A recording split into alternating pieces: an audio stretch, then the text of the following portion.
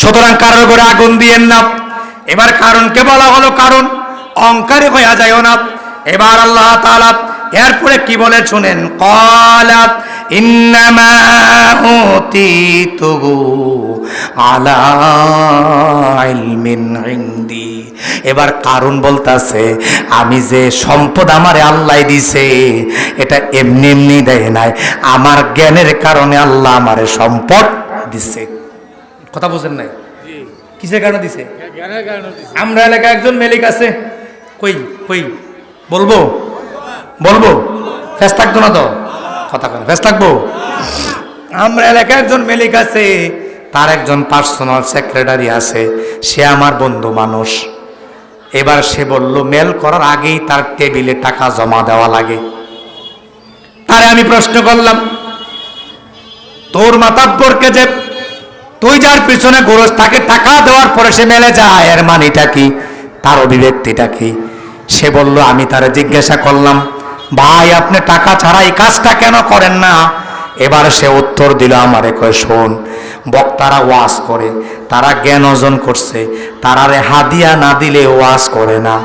আমারও তো আল্লাহ জ্ঞান দিছে, আমার জ্ঞানের দিয়ে আমি বিচার করি, সুতরাং আমার জ্ঞানের বুঝি কোনো দাম নাই।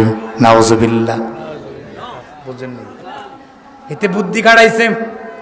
আমি জ্ঞান খরচ করি, জ্ঞান খরচ করে আমি মেলের মধ্যে মিলাইয়া দেই, তারা যদি টাকা নিতে পারে আমি কেন নিতে পারবো না? জায়েজ কেমনে ঘুরাইয়া করছে, এর মানে হচ্ছে এমন সমাজে অনেক লোক পাওয়া যায় যারা জ্ঞানের বিনিময় করে, টাকার বিনিময় দিয়া, টাকার মাধ্যমে জ্ঞানের বিনিময় করে। এবার কারণ বলে ফেললেন, আমাকে যে আল্লাহ তাআলা এই কাজটা করে দিয়েছেন, আমাকে যে জ্ঞান দিয়েছেন, দেমাগ দিয়েছেন, এই দেমাগের কারণে, জ্ঞানের কারণে, পেশিশক্তির কারণে আমি সম্পদের মালিক হয়েছি, সুতরাং এমনি এমনি আমি সম্পদের মালিক হই নাই। চিল্লায়া বলেন নাউজুবিল্লাহ।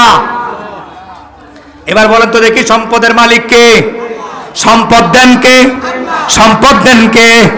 ইজ্জত দেন কে? ইজ্জত দেন কে? সব কিছুর মালিক কে? আল্লাহ ছাড়া কেউ নাই, সব কিছু আল্লাহ দিয়ে থাকেন। এবার শুনুন তিনি কি বলেন। আল্লাহ তাআলা বলেন, আওয়ালাম ইয়ালাম আন্নাল্লাহা কাদ আখলাকা মিন ক্বাবলিহি মিনাল কুরুনি মান হুয়া আশাদ্দু মিনহু কুওয়াতাও ওয়া আকসারু জামা। আল্লাহ তাআলা বলেন, সে কি জানে না? আওয়ালাম ইয়ালাম, সে কি জানে না, সে কি দেখে নাই বিগত দিনে তার চাইতে শক্তিশালী যারা ছিল, কারণের চাইতে শক্তিশালী যারা ছিল, তাদেরকে আমি দুনিয়া থেকে বিদায় করে দিয়েছি, তাদের পরিণতি কি হয়েছিল সে কি তাদেরকে দেখে নাই? তাদের ইতিহাস কি সে শুনে নাই? আল্লাহু আকবার। আস্তে করে একটা থ্রেট মারলেন। কি মারলেন? ফেরাউন খোদা দাবি করেছে, ফেরাউনকে বিদায় করেছে।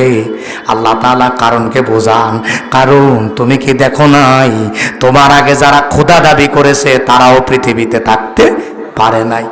তুমি টাকার শক্তি দেখাও, ক্ষমতার শক্তি দেখাও, তুমি বল দেখাও, তুমি অনেক কিছু জানো, বুঝাও নিজেকে, তুমি পেছনের দিকে ফিরে তাকাও। পৃথিবীতে যারা গুজরেছেন, যারা গুজরে গেছেন সম্পদওয়ালা, অনেকে এমন আছে দুনিয়া থেকে অপমান হইয়া বিদায় হইছে।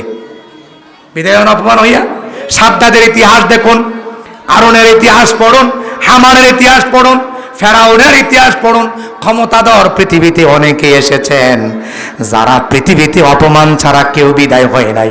আল্লাহ জানাইয়া দিলেন, আমি তারে এমন সম্পদ দিলাম, ও কারণ শোনো, তুমি কি খেয়াল করো নাই বিগত দিনে আমি যাদেরকে হালাক করেছি, ধ্বংস করেছি, দুনিয়া থেকে বিদায় করেছি, তুমি কি তাদের ইতিহাস জানো না?